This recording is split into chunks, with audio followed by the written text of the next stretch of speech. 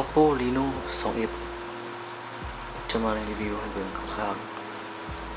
ๆมีสีเขียวตัวนี้แล้วก็สีขาวจะเห็นรีวิวพร้อมกันเลยตัวนี้เป็นเครื่องที่เปลี่ยนจอเลยเนาะจะสแกนมือใต้จอก็ได้จะสแกนหน้าได้อย่างเดียว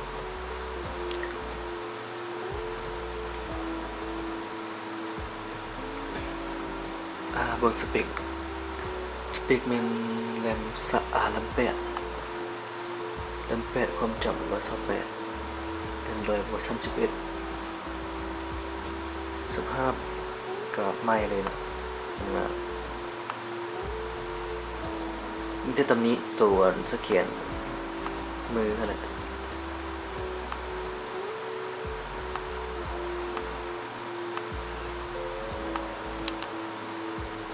มันปกติหมด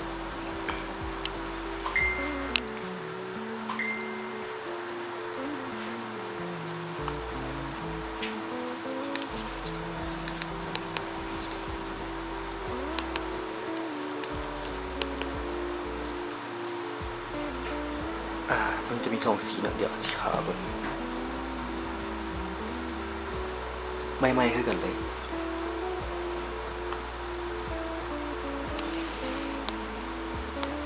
อันนี้เป็นสีขาว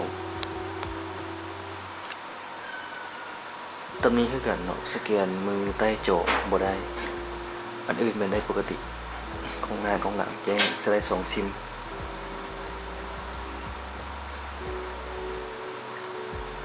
แรม8ความจำ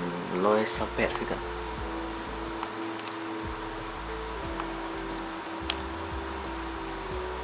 มือสเ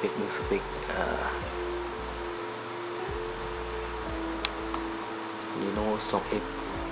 แรม8ความจำ128กัน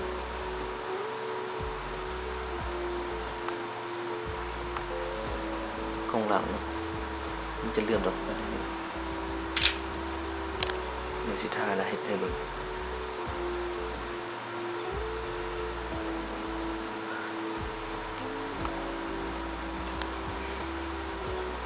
ถ่ายมากล้องหลัง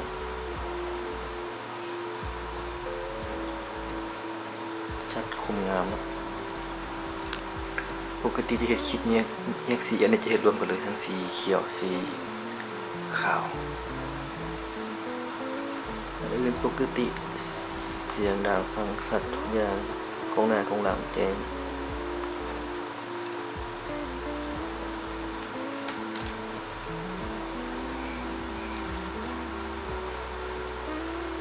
มี2สีเด้อตามนี้เลย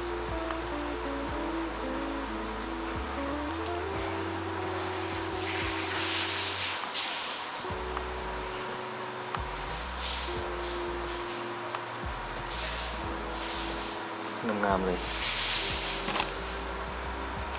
โอเค